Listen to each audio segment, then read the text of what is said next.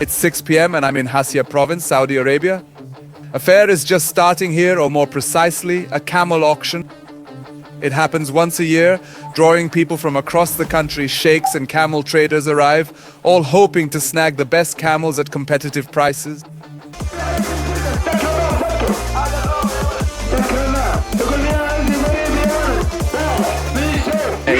In fact, there's a guy with a mic in the center calling for bets, and the camels are sold for insane amounts, tens, hundreds, even millions of reais, which is about $300,000 for a single camel.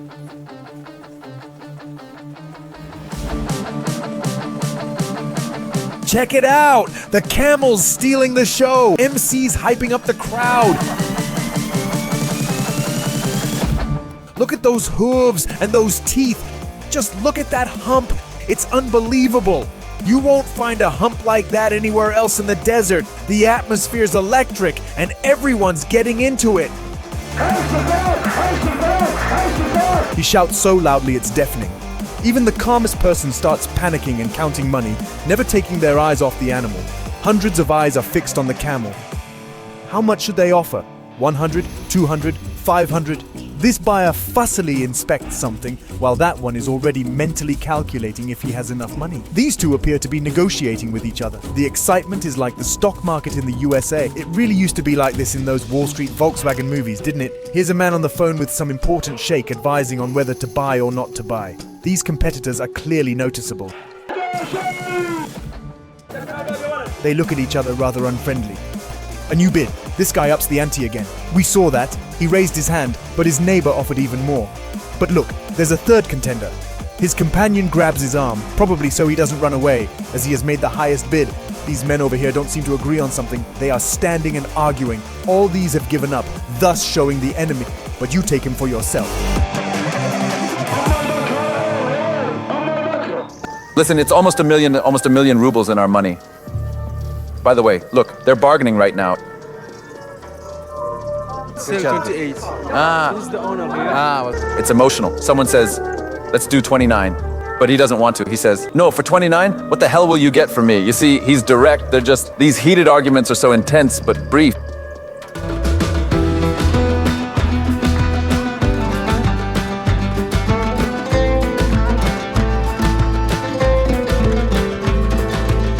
Saudi Arabia is a country that was closed to the outside world until the year 2019.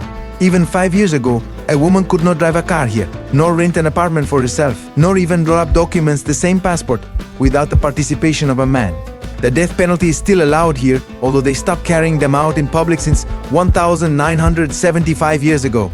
Here, they love camels so much that they sell them for the price of supercars. There is a state committee on camels, and camel beauty contests are held. Everything down to their eyelashes and lips is judged. There are the most ardent camel lovers who inject their pets with Botox into their lips to make them look more beautiful. Today, Europeans and Russians are opening businesses here, and tourists from all over the world are coming here. This is Lyadov, and today we are exploring Saudi Arabia. I am going to reveal this country in a way you've likely never experienced before. I'm planning to visit the hinterland, reaching the most remote and tiniest villages where the Bedouins continue to reside. These are the people who laid the foundations of this nation many decades, even centuries before the discovery of oil transformed this land into a thriving country. I intend to illustrate how Saudi Arabia evolved from a modest desert village into one of the world's most advanced economies today. This is Lyadov, sharing insights into life in Saudi Arabia.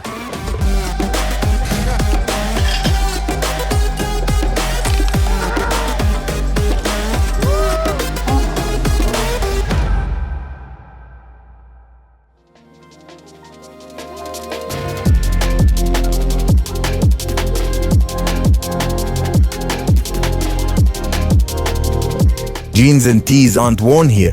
It's not the norm and quite impractical. Check out my guide, Mamdou. He's wearing traditional Saudi attire. This outfit is called an abaya. He suggested I wear one before heading to the desert. Says it's ideal for places where sand's scorching. The abaya is a real lifesaver.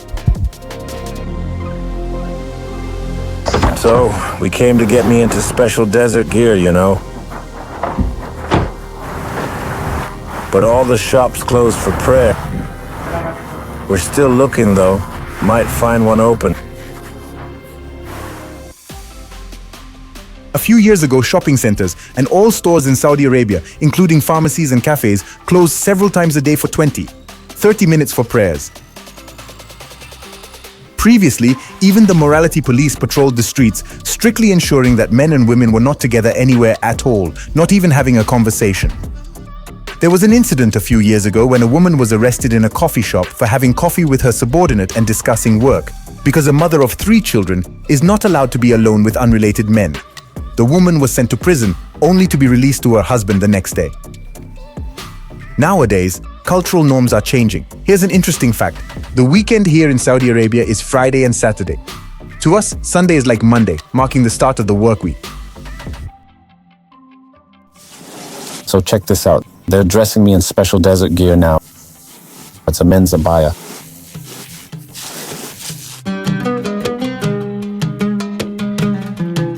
Turns out it's not just about the outer robe. Everything underneath should be white too. To be a real Bedouin, you gotta strip down completely.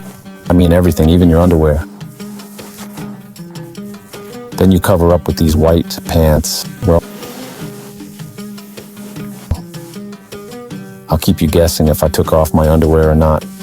I'll decide that for myself. You know, in the desert, everything needs to breathe. So what do you think? Did I go commando or not? They gave me some kid's tee or something, size 2XL.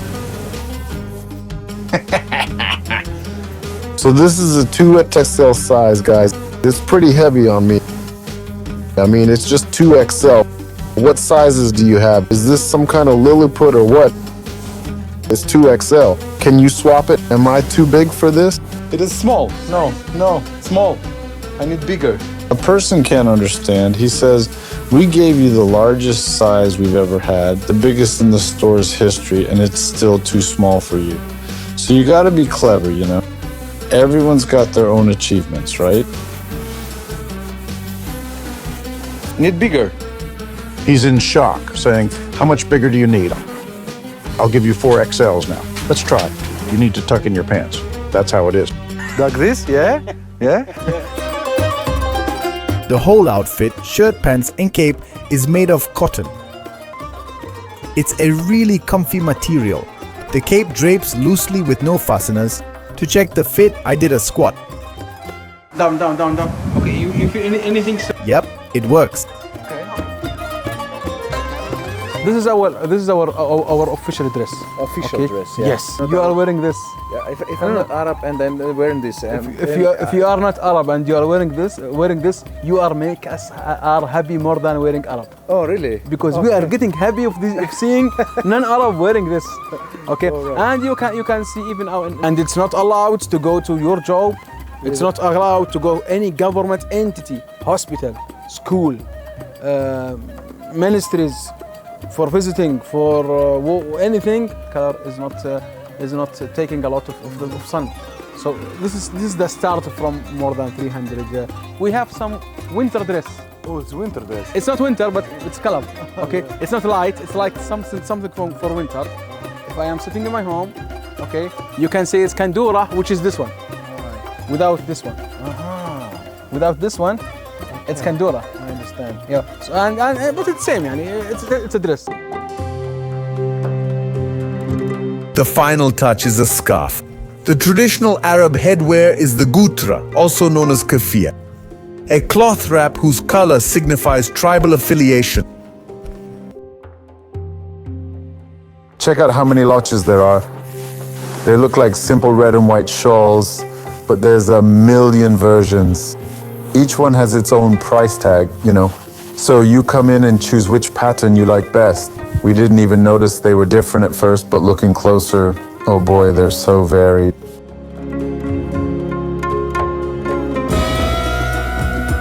They don't just tie the scarf on the head. First, they put on a special skull cap. Anything shrinky? No, it's small. Huh? Small. They say it'll stretch, but man, my head's killing me. It's way too tight. I'm feeling so squeezed. My eyes are practically popping out of my head. Oh yeah, for real. Well, take a look. This is how I look now. If it weren't for the headdress, I'd look quite distinguished. See, when you remove it, you look so official. It's as if you're actually attending a wedding. Like a groom, you know? It's like those old photos we used to take, but without the cardboard backdrop. That's how they dressed me up. He secures the headscarf with this thing called an aigle. It's a thick hoop that fastens the gutra on the head. It's made of camel wool. In the past, it was just a rope Bedouins used to tie camels at night. By day, they'd wear it to keep their headscarf in place. We let the edges flow freely. This style's seen as stylish in the city. That one's for the desert. So, this is how it looks. It's the Bedouin style, where the scarf isn't just hanging, it's slightly rolled up so the Bedouin can work and move a lot without the scarf flapping around. So it's all tucked in neatly to avoid getting in the way. This is the sheikh version. A man walks confidently with a straight back. Nothing bothers him. You can calmly go to work. Well, in this style, I haven't seen sheikhs yet. Good evening. Subscribe to the channel. Hello, everyone. It's actually a very unusual feeling. It's like your posture straightens on its own and your chest starts to rise. It's like a wheel. You know, there's a phrase, chest like a wheel. It lifts you up so high that you feel like a real sheikh. You walk with confidence, ready to rule the desert.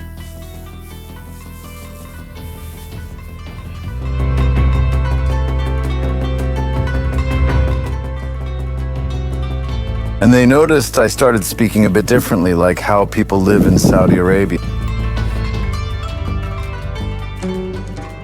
You see, you don't need to say much there, yeah. Everyone gets what you mean just by how you look. I feel comfortable. I'm traveling a lot, by the way. I went everywhere last 3 months. I was in Italy, okay? I did not wear this one.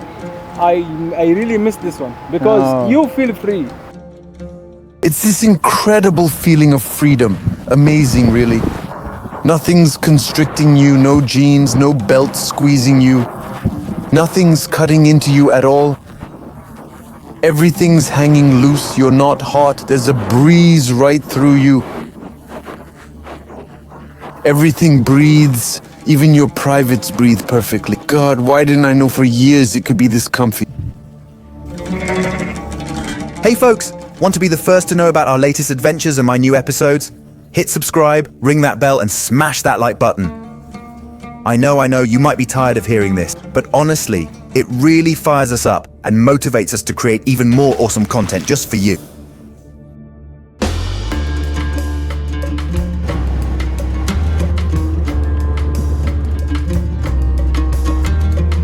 You can tell how important camels are to locals by the number of monuments honoring these animals. There's an arch of camel heads, few cars on the roads, but now we're entering the trade zone. It's clear now everything's here.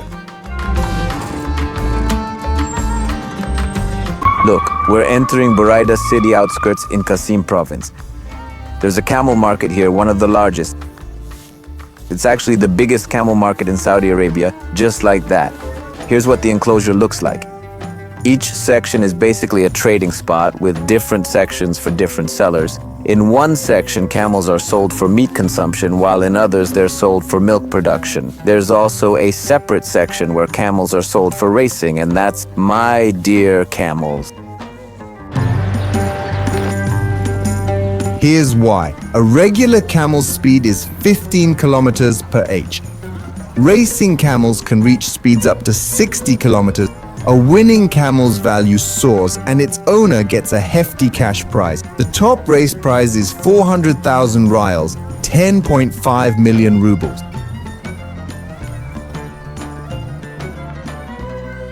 So look, this big male camel costs 9.00 reals, which is about $2,500. The camels have been here a while, so the smell is, quite strong. You can see these camels have been here for ages.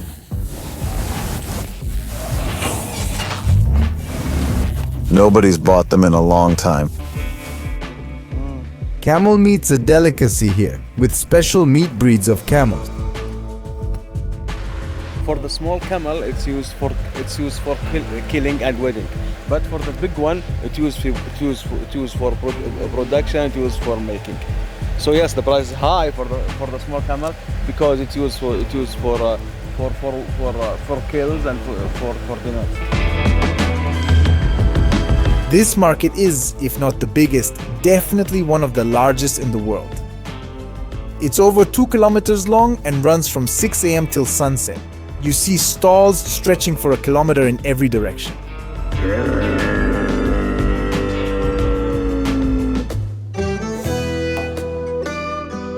Saudi camel farmers treat their animals with incredible tenderness.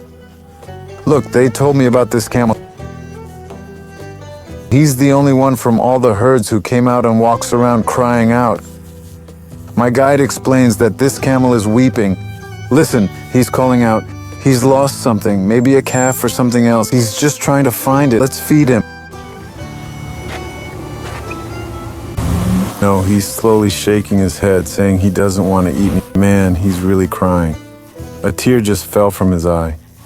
Gosh, he's even refusing to eat. He's really not in the mood for food. What a strange tale of a lost camel. He's not even interested in my treats or cookies. He's not interested at all. He's going through something. Gosh, what happened to him? He's totally uninterested in food. Let's just leave it here for him.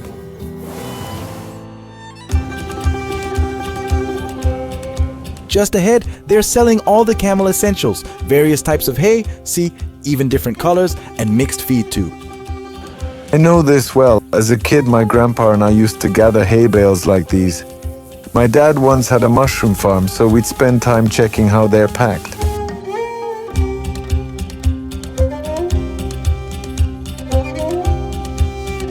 A hay bale sells for 24 riyals, about $5. Feeding a camel is pricey, so camel owners are usually well off depending on how many they have. They're definitely not poor. These folks are middle class or higher based on their camel count. You can see trucks lined up everywhere here. It's pretty cool. Let's move on. The most exciting part begins. All trading happens here.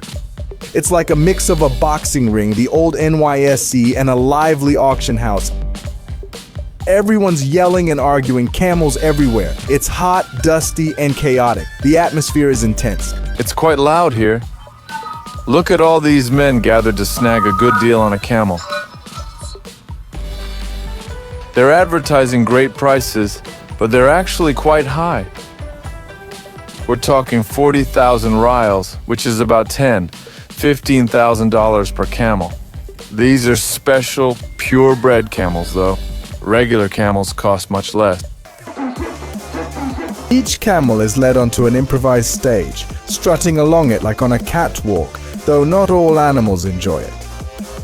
Some are nudged on with sticks, as hundreds of buyers eye them from all sides. The MC praises the animal while keenly watching buyers for any hint of a bid.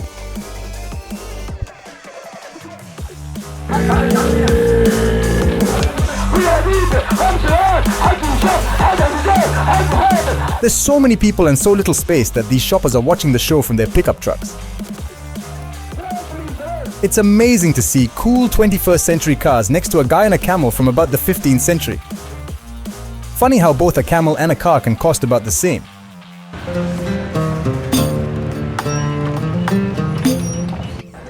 They prepare a dessert here that is truly one of a kind, exclusive to this specific province in Saudi Arabia. The dessert is known as Cayia. The aunties gather here and begin by taking a flatbread, which they meticulously place on a peculiar board shaped like rhombuses. Once it takes on the shape of the rhomboids, they add candy on top. She possesses an incredible oven, an oven that's quite extraordinary. It resembles a large oven capable of holding numerous baking trays at once. and she sits there all day, carefully turning them over, and they gradually start to fluff up. That is, when she initially puts them in there, they are still thin, but by the time she takes them out, they have become thick. And look, now she finally takes them out. Oh my God, they look very appetizing, incredibly appetizing. I'm definitely going to try one, even though I really can't have sweets at all. Absolutely not. But I'm still gonna try it. This is how it looks. Wow, it's still hot. It's burning my fingers and palm, honestly. Man, it smells like you're at grandma's, but you know, more like an Arab grandma's place. There's something distinctly Middle Eastern about this scent. I don't know, but I really, really love the smell. Let's give it a try. Oh my, this is so delicious.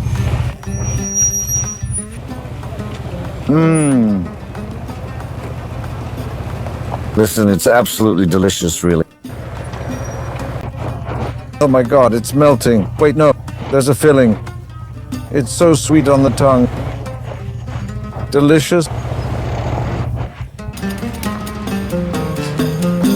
Spent all day in Abaya, and now I get why Arabs wear these robes even in airports and on planes. Before we go on, let's rewind a day. I'll tell you how to reach Saudi Arabia, given the current situation.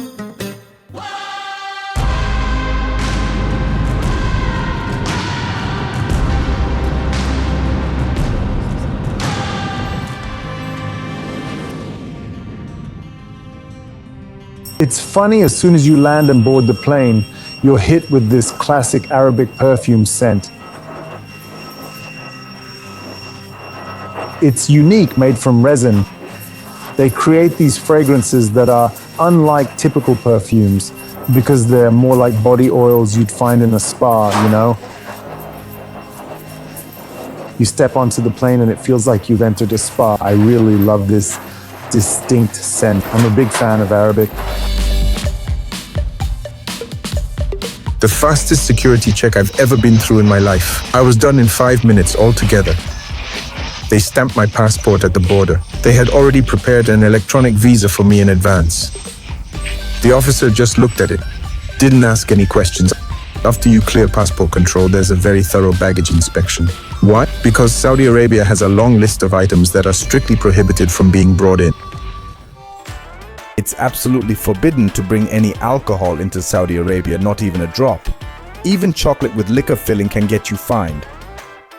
Pork is also banned in any form. Now, I'll quote the official rule. Media against Islamic religion, its moral norms, or undermining the government is prohibited. Many things could fall under this, so pack your suitcase carefully. At the airport, you'll see a diverse crowd with many people in traditional dress.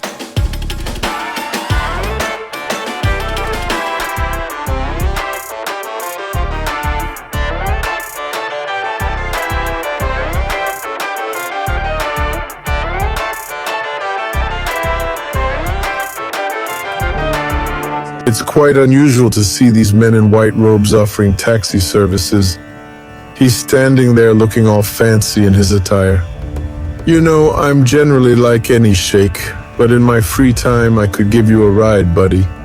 However, I don't want to take a taxi. I've heard that everything here is insanely expensive. I'd rather find a bus. Shall we take the bus? I had no local cash, so I found an exchange. Got some Saudi riyals there. Searched all of Riyadh Airport, asked around. No one knew where to buy tickets or find the bus. Went outside to look. Well, let's finally get out of the airport and take a whiff. My favorite part of arriving anywhere. Stepping out to breathe in the local air.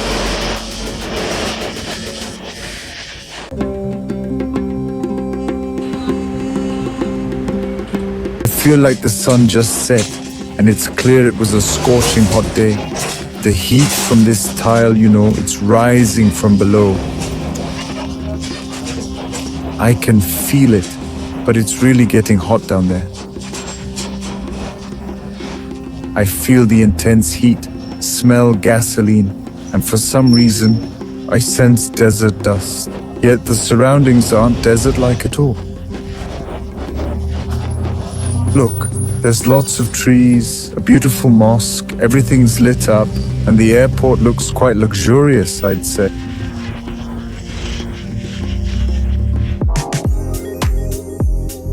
Turns out there's no bus stop. It just doesn't exist. There's barely any public transport in the city. Well, buses have been running for a year now, and the metro's about to open. But imagine decades in the modern world where buses, trams, and trolleys are the norm everywhere, but not here.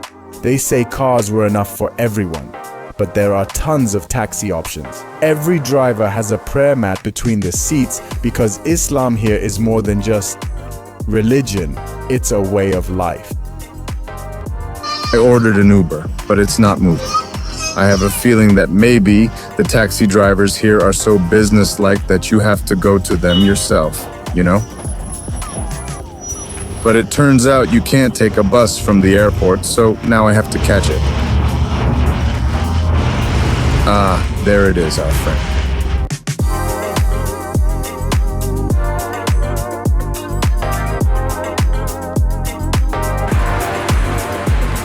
By Arab standards, honestly, this is a very modest hotel. From the Arabic influence, probably just this colorful carpet pattern.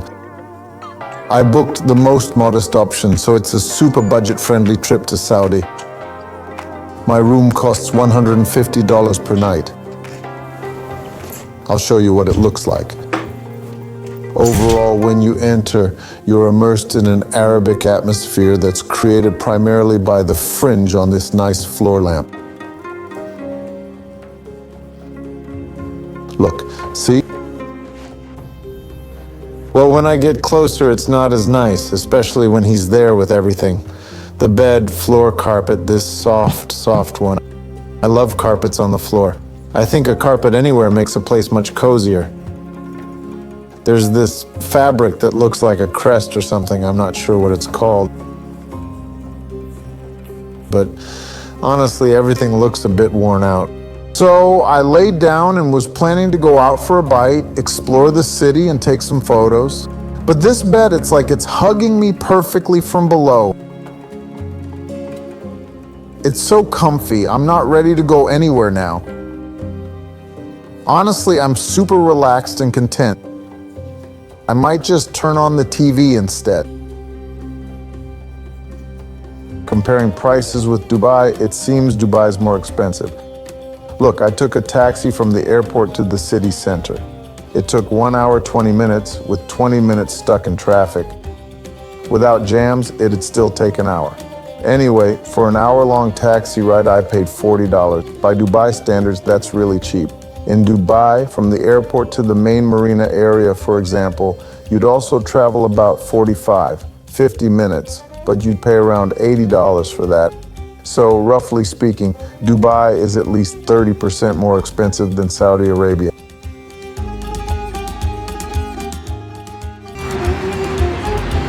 I was lucky to come here in autumn. Saudi Arabia is one of the hottest countries on earth.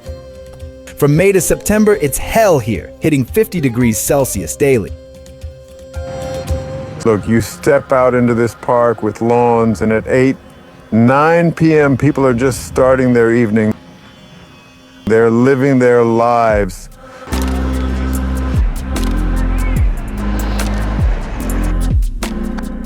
Just beginning, because now's the time to go out with kids, hit the clearing, jump around, sit, have tea. Someone's celebrating a birthday, and you're just there. Look, kids are zooming around on these modern three-wheeled gizmos. You step onto this really nice lawn. See, people are having a picnic right now. It's quite the spread. They've got carpets and everything. Wow, check it out. They've even got these seats with backs. Amazing. But those aren't theirs. Look, they're all over the park. I could actually rent one right now too. Watch this, I'll go grab a seat. Oh man, look at this. It's so comfy. There's even this perfect little ottoman for your arm. Oh, it's great. You know, it's like this thing wrapped in a carpet. Arabic style. Love those carpets. They're all soft and cozy. It's just perfect. And the grass, I mean... It's for money, yeah? How much is it? 1 hour? 20 riyal. 20 riyal. Okay. So I didn't know. I thought it was for free. Thank you. Turns out it's not free after all. They charge 20 riyals an hour. Most folks bring food, drinks, or nothing at all. It's pretty casual here. Check it out. A guy's selling hot corn. Just like back home, but with better service. He even delivers. People are coming out with blankets and chairs.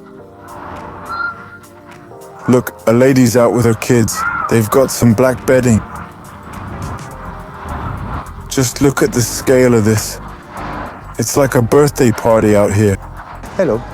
We've set up a table with lots of food and laid down some special turf. You see, in this heat, grass won't just grow naturally, but this isn't dry grass.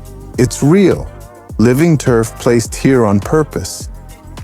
They keep replacing it to keep it green in this heat, which isn't easy. You don't even need a mat for this. Look at that guy, he's just lying there on the lawn. Honestly, I totally get it. The grass is comfy and he's well dressed with an Apple Watch. He's no bum, just a tired guy who thought, why bother finding a mat when I can just lie here? Why not, right? This is quite unusual. Look, ladies, or rather respectable ladies, they've even brought chairs and a table, you see. They realize they're not in the mood today to sit properly on the lawn.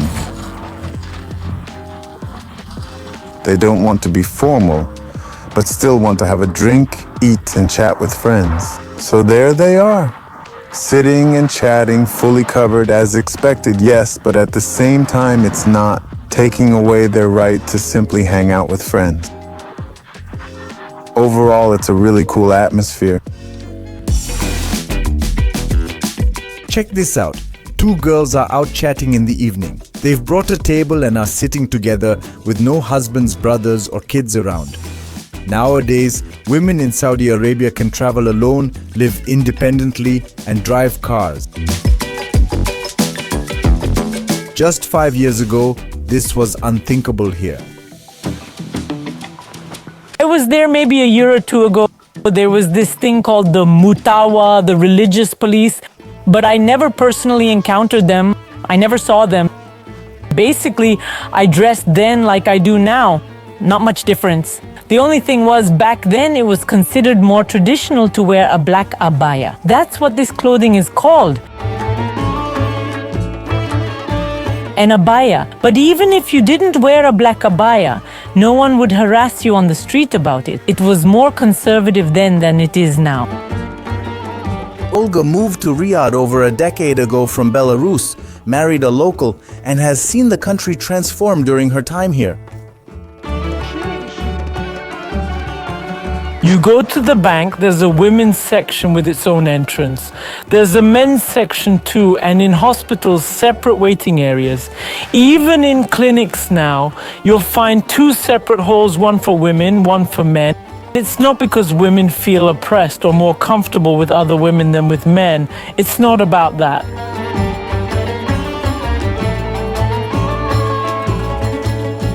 Actually, here women are treated with great respect. For instance, my first surprise was when I arrived. It was funny. I approached an ATM with a line of men. I joined the queue as usual, but they all immediately stepped aside. Just because I'm a woman, they let me do my transaction first. Until 2019, Saudi Arabia was closed to tourists.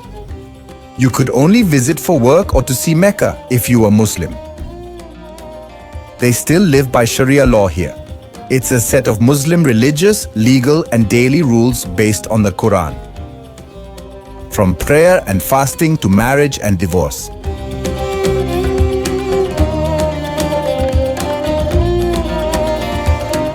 The country is considered the homeland of Arab tribes and Islam. In Mecca, Prophet Muhammad began spreading this religion in the 7th century. The Arab Caliphate was formed here at that time. Later, separate principalities emerged. Then the Ottoman Empire ruled. Turks ruled, but in the early 1900s, the British helped Arabs gain independence. In 1932, Saudi Arabia was established as a state.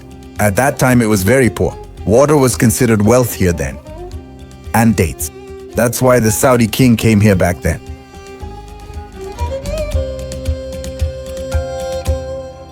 When he successfully conquered the Eastern Province, there was no talk about oil. The Eastern Province is primarily known for its abundant date production. It's renowned for its agriculture. He declared that by annexing it, they would never experience starvation again. His main goal was to lift his people out of starvation. The discovery of oil came later, and it was merely a byproduct. That wasn't his original aim. The true objective was to take control of the farms, ensuring that Riyadh would have a steady food supply. Yeah, we really hit the jackpot. Abdulaziz, by the way, was an extremely humble man, and his main goal was, well, if I have clean clothes each and every day. And why clean clothes? Because there was always a shortage of water here. If you wore clean clothes, it was a sign of wealth and prosperity. Since doing laundry was it wasn't cheap because the water supply was limited, and it was primarily reserved for cooking and drinking, but not for washing and cleaning. If I have clean clothes each day, and kapsa, which is the national dish of Sudesh Karavi and is similar to Uzbek pilaf, then my life will be good. However, as history has shown us, life ended up being far more pleasant than King Abdulaziz could have imagined. Oil was found here in 1938 while drilling for water. The Saudis lacked funds for oil drilling gear, so the Brits offered to buy oil rights for £100,000. Today, that won't buy a Moscow flat, but even then it was cheap for such resource access. We'll pay you £100,000 for these concessions for 100 years, or however long they asked for. As I mentioned, there was extreme poverty here, so £100,000 seemed like a fortune to King Abdulaziz then, and naturally he gladly accepted this offer. The Americans learned about the oil deposits here, and they started talks with King Abdulaziz to also get in on this oil-producing deal. They offered more favorable terms, proposing a percentage of production, which was obviously much more than just a one-time lump sum payment. So we met with the Islamic Council and started brainstorming what to do, how to exit the British treaty.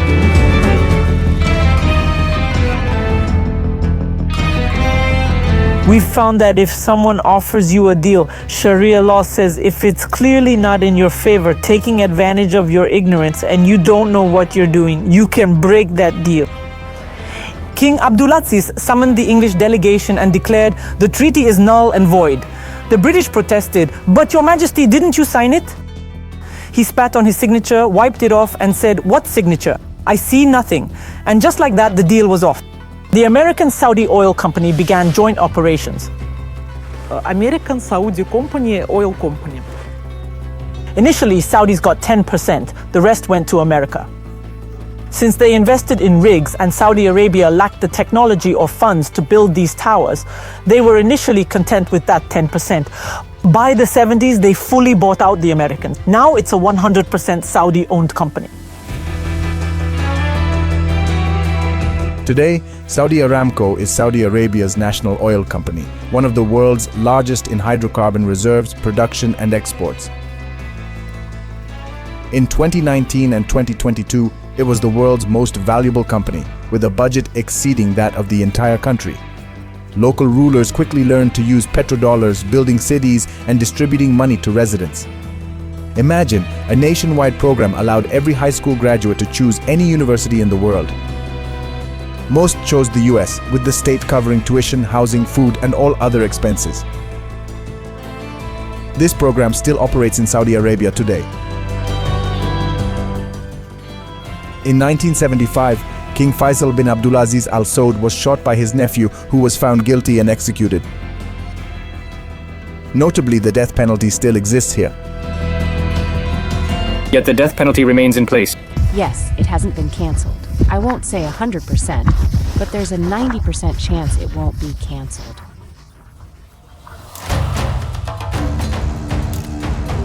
In 2022, for instance, 81 people were sentenced to death by court order. They were convicted of murder and aiding militants. This punishment can also be given for rape, homosexuality, smuggling, terrorism, and drug-related offenses, including possession and distribution. That's the kind of thing a person can actually be convicted of, and even sentenced to death, for instance, is for practicing witchcraft. For magic. Yes, indeed. It's quite interesting. It might sound unusual to us, but if we consider the fact that this country is deeply religious, it starts to make more sense. They genuinely believe in God. And given the belief that witchcraft exists, it follows that individuals could be executed for it. However, it must be proven. Here, for instance, there's a particular nuance. If, say, you, or not necessarily you, but if someone in the presence of witnesses accused another person of being a witch, or perhaps a sorcerer, these aren't just mere words. If you then can't prove otherwise, it will be regarded as a very serious form of slander. And there are significant penalties for that. You can't tell your wife. Well, if, for example, you say witch, and then she goes to court and says, prove it, you get 80 strokes of the stick. If you don't... Wow. So, it's not just a red word here, it's an insult. And is caning similar to community service? It's real caning, like in prisons.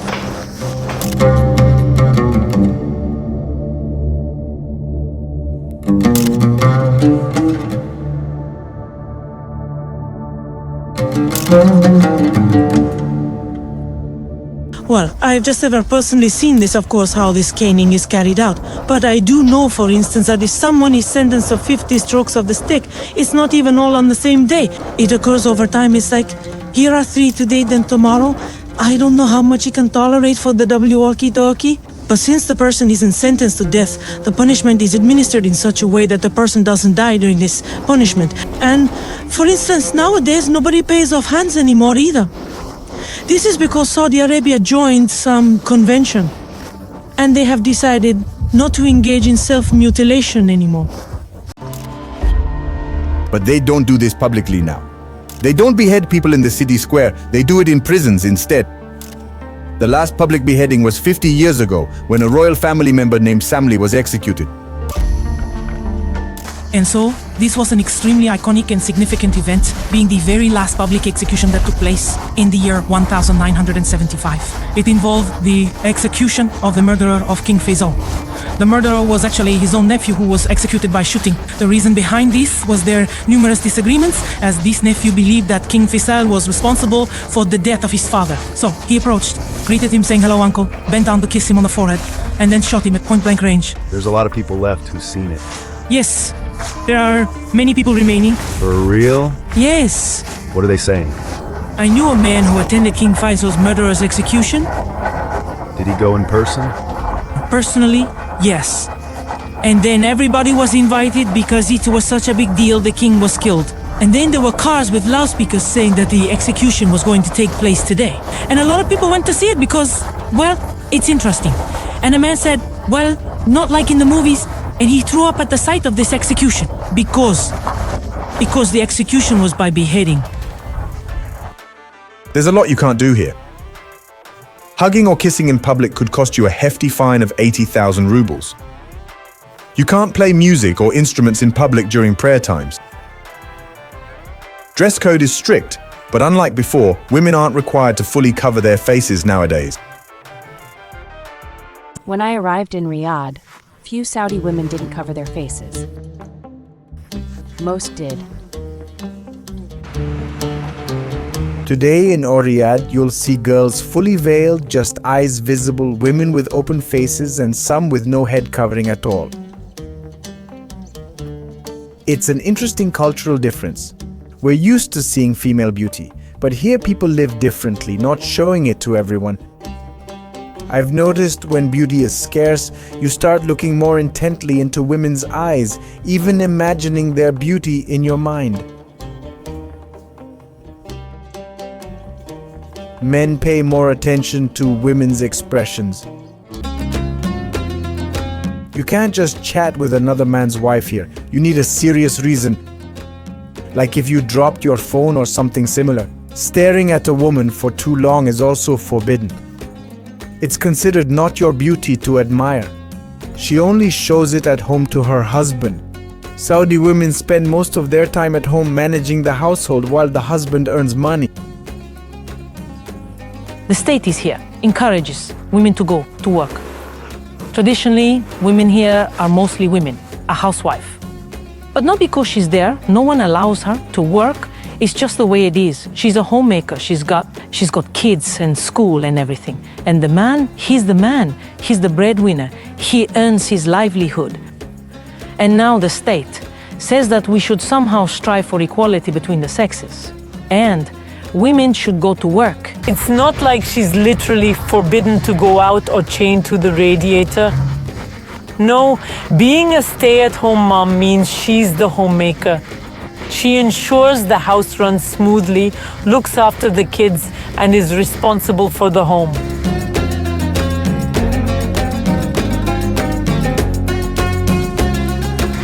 That's how I'd put it. But she can still have an active social life, attend events, travel, and meet friends.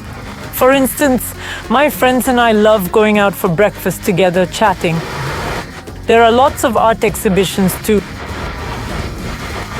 Some people blog, others have different hobbies, and some hit the gym. For Saudis, family and home are crucial. They spend most of their lives there, both women and men. I'm now visiting a Saudi family. It's a great honor to be invited. The Saudi lifestyle is built around visiting each other.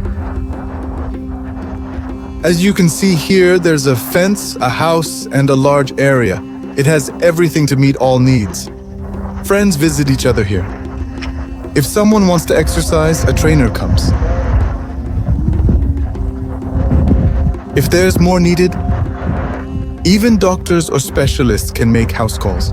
It's set up so people don't leave home for services like we're used to. Instead, services come to their homes.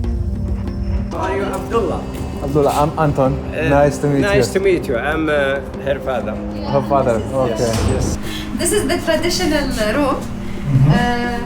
This is, kind of sitting on the floor style. It was designed by my mother, just to remind her of the old days. Yes.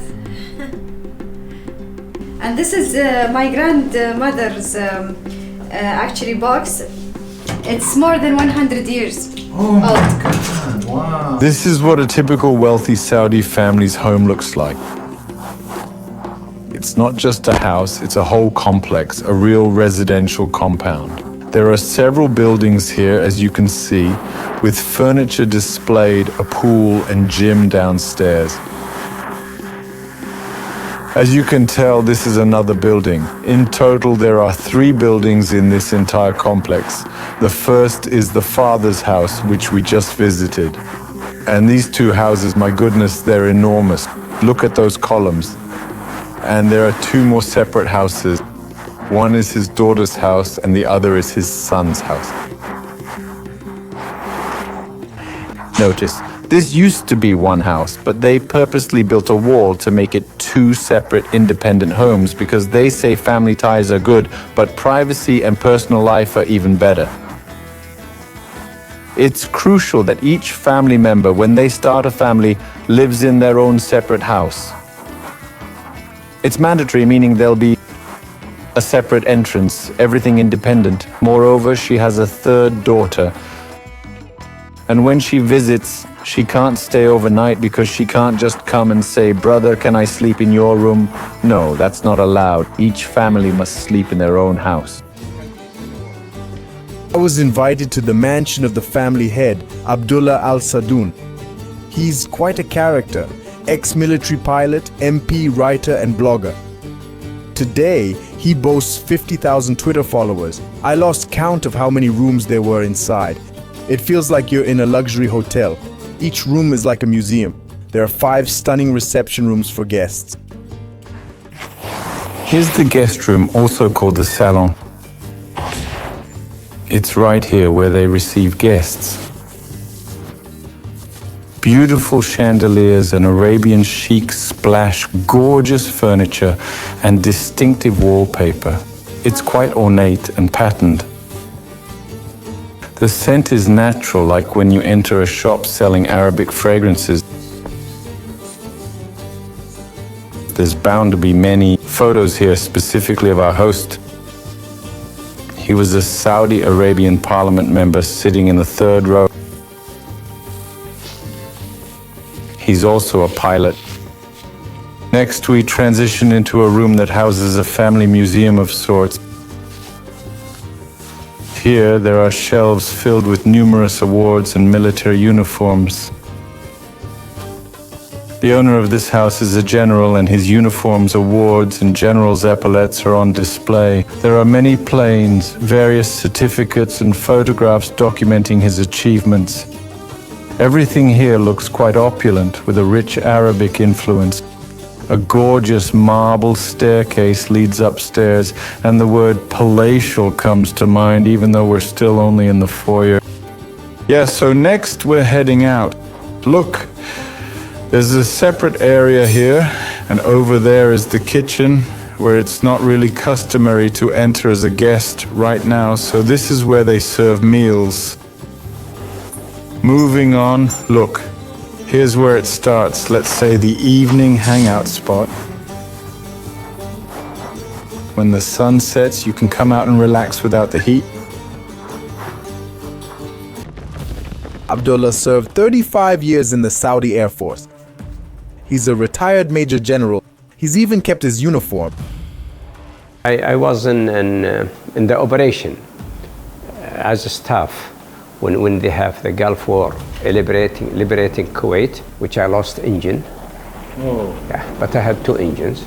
So I declared emergency, and they gave me priority. Night flying, when you are single seat, you are alone at night, you have to be careful. You have to be very good in instrument, you know, instrument flying. You have to check. You don't depend on your sense. After school, Abdullah trained as a pilot, first in Saudi Arabia, then in the US.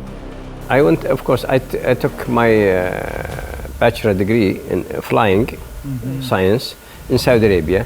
Then I went advanced courses to United States. Now they send more, like 20,000. A few times they send almost 100,000 about 10 years ago. After retiring, he served in parliament before women were allowed there. When we were in Ashura, our parliament. Yeah, this was with King Abdullah. Yeah, this was a long time ago. And when this is my first course, you could see me somewhere around here. It's difficult to know, but this is, yeah. Now retired, Abdullah runs a family business with his daughter. They've opened their home to tourists, welcoming guests eager to experience Saudi traditions.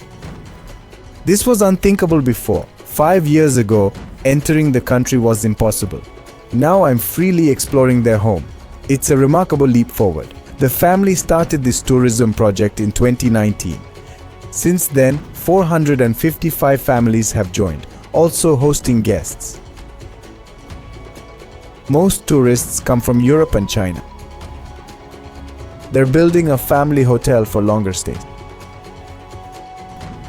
Because if you come to a country and you just live in a hotel, you go to the airport, you take like Uber, you don't see the people. But once you go to their home, then you know Absolutely, yeah. how generous they are. You see their different food, you see their clothes, you see their families, all the things. Yeah, exactly, yeah. Whether it's from Saudi or outside, we care about, you know, bringing variety of food. So for example, this one is actually the national dish of Saudi Arabia. Hummus, is it? No, it's actually called jarish. Jirish, oh. It's very delicious, homemade. So this is homemade. In front of me is essentially a feast of home-cooked dishes. They've prepared the most classic Saudi Arabian meals here. This dish is called kabsa, but it's actually a type of pilaf in the Saudi style. As you can see, it's fluffy rice with chicken, tomatoes, and other ingredients. I'm a huge fan of pilaf in general. I love Uzbek pilaf, and I adore pretty much any type of pilaf, and I can't wait to try this one. It's different because the rice isn't cooked in as much fat, making it drier and a bit crumbly. Also, it uses chicken instead of lamb.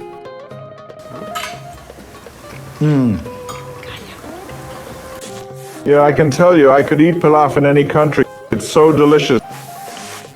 The chicken isn't just fried, it's golden brown and crispy on all sides.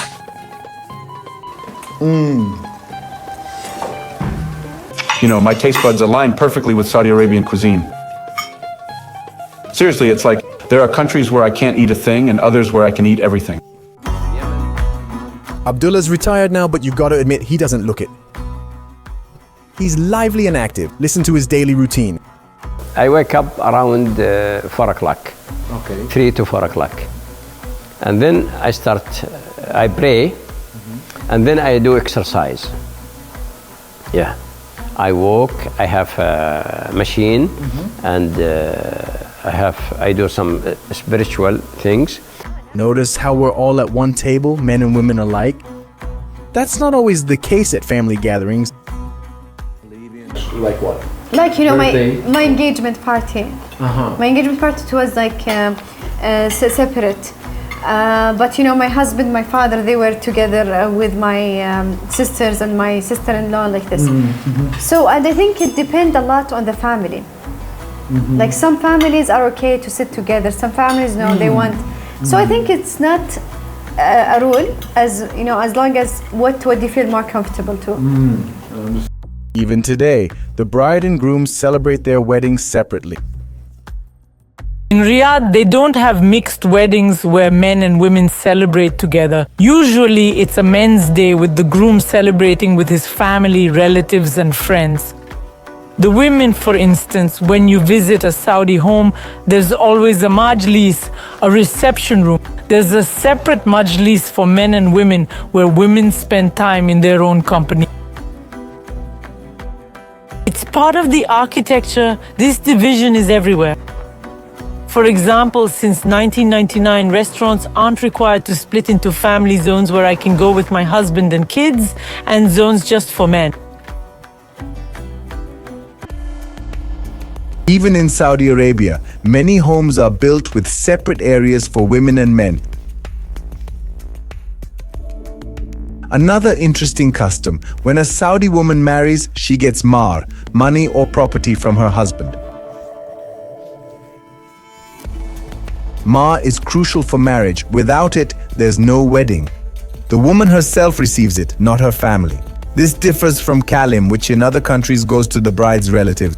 And the mahr is the amount that gave for the wife after the nikah, after the marriage.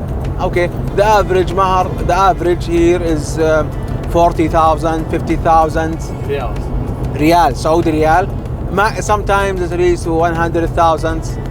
Okay, then okay, I accept. Olga explains, in Saudi Arabia, there's no concept of jointly owned property. In family life, men always pay for everything while women pay for nothing. Mahr guarantees her financial security in case of divorce. In a divorce, there isn't any property to split. This mahr, it's essentially the money that she will have after the divorce. Isn't she spending it? She might choose to spend it or she might decide not to spend it. However, regardless of what she decides to do with it, that's the sum she received from this marriage. Once more, it can indeed be separated into secondary mahr, into primary mahr, and also secondary mahr, meaning the initial amount is given at the time of the marriage ceremony. And just to clarify, this is not merely a tradition. If the mahr isn't paid, the marriage is considered null and void. That's the legal requirement. It can indeed be as little as 1 riyal, or it could be as much as 100,000 riyals. Witnesses then sign to confirm that the amount has been paid. But, for example, there could be a scenario where when you get married, marriage, for example, a man pays, well, roughly speaking there, for example, 200,000, and in case of divorce on his initiative. On his initiative, he pays there, for example, 1 million. This is also a variant of the contract. It is possible. But as in our case, I went to court and we divided everything in half. It does not work here. Despite women in Saudi Arabia not being financially responsible for their families, they can still manage the household budget. The planning is financial. She's involved. She might suggest to her husband, let's buy a new house. Is that common? No, she might. Maybe. Or you say, let's fly to the Maldives. Maybe. I mean, she, And also, what should the husband do if she, for instance, stays at home and doesn't work? In that case, the husband should definitely provide her with some financial support, pocket money or an allowance to ensure she has what she needs. Like a wife's salary.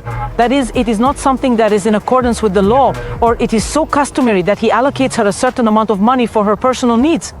It really depends on the husband's budget. Not every husband is a millionaire or billionaire. It's quite a significant amount. It's a large middle class. That's why some people have such a... Again, it depends on what the agreement is, for instance. There are joint credit cards where you simply have a credit card. It's charged to the family, not specifically to the wife or the husband. On the card, the wife's card carries her name and the husband's card carries his name, but the account is shared and everyone spends as much as they wish from that account. Well, it's not as though I handed you 500 reals, more or less, to be honest. Is it acceptable for a husband to reprimand his wife for spending too much money? Of course he can do that. And similarly, a wife is able to scold her husband. Women here, by the way, have a rather interesting philosophy. The idea is that you should spend your husband's money as much as you possibly can. Money, yes, so that he won't have any unnecessary desires that would require payment. Therefore, you should spend as much as you can. Spend as much as you can, as often as possible. This way, he won't have the time to ponder over anything else. He will simply have to focus on working. Women maintain strong ties with their parents throughout life. It's not like here. Marry off a daughter and she's part of her husband's family. No, here women always stay closely connected to their birth family. By the way, if her husband mistreats her, she'll go to her family to complain. Let's not sugarcoat Arab life. Domestic violence exists here, but it's not regulated by law or the state. It's handled within families. As we've said, families are large here, so it's unlikely that a woman has no male relatives. Therefore, even when married, she's under the protection of her family, not just immediate family, but extended family in the broader sense, meaning the tribe. Is she going to the police? She might likely go to the police. But she probably won't. There's a good chance, well, it's unlikely she will. Now, they'll listen to her. And for one thing, she won't go instead. She'll go to her father or to her brother or maybe to her uncle. And already her father, brother, uncle, or whoever her male relative is, they'll step in to solve her problems. And they might even consider asking for a divorce. They can go there to confront and maybe even beat that husband. And they can go and talk to him. But absolutely no male relative will stand by and watch his female relative being abused. In Saudi Arabia, men can have multiple wives, but they must support all equally. It's expensive. Even weddings can be costly, as guests don't bring gifts. Their presence is considered a gift. If they feel the food was poor, they might cause a scene. It's not like most people think that I'm just sitting on a pile of rubble with a 3 real salary and 4 wives. That's impossible. First, no one would give you their daughter on those terms. Second, it's way too expensive. You can't house wives in one place. It's not even allowed in separate rooms. No, it has to be completely separate territories with equal conditions for all wives. If you hire a driver for one wife, the others must have drivers too. If you bought one wife something, you bought the other wife something too. And how do they know? For example, I bought one of them beads, but I didn't buy the other one. Now, trust me on this. Women will definitely know. It will be absolutely impossible to hide it from them. I'm aware of only one family where there are 3 wives. Men typically don't even want to marry multiple times themselves. they usually prefer to get divorced.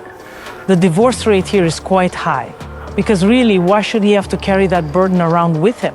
It's truly a burden, not a pleasure, despite how it might be portrayed. Because first and foremost, it is a financial burden and also a moral burden. I am familiar with a family like this. The woman in that family was actually looking for a second wife for her husband because it was quite stressful for her that he was at home every single day.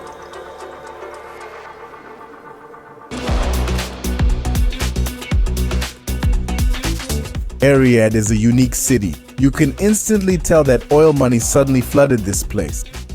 It's amusing to see traditional low square houses, literally cube-like, next to tall glass and concrete skyscrapers.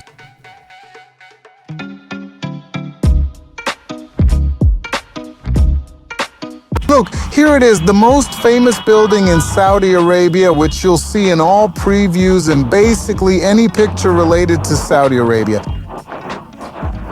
It's a huge 100-meter skyscraper with a bridge on top, which, by the way, is a tourist attraction. But of course, the day I came here, it was closed, so I'll have to describe it from afar. The building kind of looks like a bottle opener, yeah. Honestly, there's not much to say about it. It's just a beautiful building they designed and built. But actually, the housing and real estate situation in Saudi Arabia is quite interesting. For example, you can't buy property here if you're foreign. That's how Saudi Arabia protects locals. The population is big, over 36 million.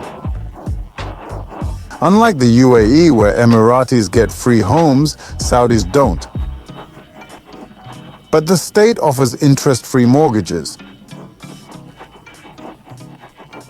So you can buy over many years. If you're a qualified specialist, you can get land from the state, but you'll still need to build housing on your own. If you're a foreigner coming to the country, say, to open a company or work for a local firm, you'll get residency. Then you can apply to the ministry to buy an apartment. They might approve it or not, but you'll need permission. You can only buy one house. That's right, they may allow you to buy just one place for you to live in yourself. Moreover, there are two cities, Medina and Mecca, where under no circumstances can foreigners, even long-term residents, buy property. No one can purchase housing there, and they can only rent for a maximum of 2 years. Interestingly, there's lots of greenery here. You don't feel like you're in a desert at all. Riyadh is actually called the Middle East's greenest capital, as it's in the country's most fertile valley. By the way, the city's name in Arabic translates to gardens. It's an oasis surrounded by desert. Surprisingly, there are very few people on the streets. The streets are practically empty with almost no pedestrians. It's not common to walk around the city here. People are used to covering long distances here by car. There's no real public transport here. I see this bus, but I don't know where it goes or how to use it. I've been living here and driving my whole life. The metro's opening, they say, in December 2024, but again, when I last heard such news, they said it'd open in December 2018, yeah? I now see people riding buses, but honestly, I don't know how they do it. I'm no expert on this because we don't use public transport here. It existed once, I think, in the late 70s. Buses used to run, but as wealth grew, not just 2 or 3 times, but tenfold. If we look at people from the 50s and 70s, Saudi Arabia became super rich in the 70s. The population was 2 million, and all that oil money poured in on those 2 million people. The need for public transport disappeared because there was no one here who couldn't afford to buy a car. By the way, after I left Saudi Arabia, the metro they started building in 2014 finally opened. Trains run on autopilot, no drivers. So maybe traffic's better now because I saw massive jams there. Transport is tough right now with just one main road and you can get stuck on it. Yesterday, I was in traffic for about 20 hours. Now we're driving. The GPS said 15 minutes, but now it's showing 45 minutes. Why? Suddenly, traffic jams appeared. Everyone hit the road, creating a huge lane. It's massive, with 10 lanes each way. You can see behind me, we're still stuck in traffic. We're not moving, just standing on one road for an hour and a half. Olga says she plans her day to avoid leaving home during rush hours when everyone's commuting to and from work. I sometimes move important tasks to Saturday. Traffic's low then, so you can get around fast. You plan for it. For newcomers, covering distances like 20 kilometers one way isn't much here. It's normal. My kids, for example, travel 20 kilometers to school daily. That's considered typical. By the way, the roads here are perfect and traffic fines are astronomical. The last time I got a speeding ticket was 15 kilometers. It was 250 rials. That's a lot. If I think 40 kilometers, that's 500 reals. Maybe I'm wrong, it's $40 and $80. For instance, I know running a red light, they mentioned lowering it, but my husband once got a 3,000 fine for running a red light. There's not much to do here. No bars, clubs, not even bowling or pool. Coffee shops are all the rage now. They've got this huge coffee trend here with coffee shops all around. There's like a dozen cafes in this park. Everyone's sipping coffee and eating sweets since there's no alcohol, obviously. By the way, hookah isn't allowed here either. I haven't seen a single one. People are just walking around checking each other out. It's a really cool vibe. Ever seen a face controller at a coffee shop entrance? They stand there, watching closely, letting people in. Something new here. You know, no alcohol allowed. There's nightlife, but it's more hidden, less accessible to everyone. And that's why these trendy coffee shops are all the rage in Saudi Arabia now. This guy at the door decides who gets in. Inside, the cafe is split into zones. Behind the glass is women's turf. They wouldn't let me in. See, that guard's watching. All sorts of girls come here. One's fully covered, just eyes showing. Another's sitting, chatting with someone. One's texting by the window, headscarf on. Two friends walk in, no scarves at all. The men at the entrance aren't just standing there. They're clearly enjoying the view. This is the trendiest spot in Riyadh. They serve specialty coffee here. It's known as a place to meet people or hook up in English slang. It's just like our nightclubs, with people rolling up in fancy cars and dressed to the nines. This girl's got a Louis Vuitton bag and she's here to flaunt it. When a new place opens and instantly becomes super popular, you know, people are literally lining up around the block. Coffee's sipped all day here, while in Saudi Arabia, they typically eat twice daily. Dinner's the main meal of the day. Here are some traditional dishes. This is molokhia salad, a local herb and veggie they eat boiled. This dish, jarij, is super traditional. It's ground wheat cooked in yogurt with very overcooked onions. They made it like onion marmalade, but original is onions burned black. Yeah, it's poor people's food because there's no meat. It's not made with meat broth. Look, well, it doesn't taste like poor people's food at all. It tastes more like a blend of asparagus flavors. It's a really hearty and filling porridge. Yeah, it's really quite good. It's something that's sort of between mashed potatoes and something else. It has a hint of mashed potatoes. It also has a taste from peas. You might even call it pea porridge. It's basically pea mush, which is made from crushed peas. Yes, but it's still wheat. Yeah, but they add sweet onions, which I think can fix any dish. See, they used to make onion marmalade here, but now they've become more modern. The original version is this burnt onion, which has a slightly bitter taste. Then they pour it on, creating a black mixture Personally, I enjoy it with burnt onions, for instance. It's a hearty porridge, I must say, such a simple yet satisfying meal. It's delicious. You know, it's striking how locals love to show off. Everything's exaggerated here. If it's cars, it's massive pickups. Going out? All decked in gold. Home renovations? Think silks, carpets, and multi-tiered crystal chandeliers. To get this culture, you need to know suma. It means reputation. For Arabs, appearance is crucial. Locals brag freely. It's totally normal. But admitting ignorance or lack of funds? That's embarrassing.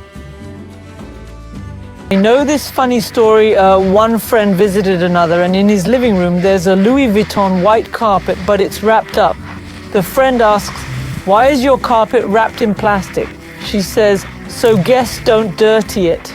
He suggests, "Put it in your bedroom to keep it clean." He adds, "Then no one will see it." There was another case.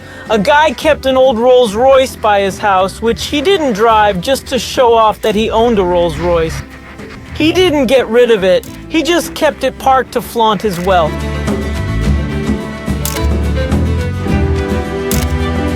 You know, all this Arab grandeur reminds me of the vast Russian soul, boundless and welcoming.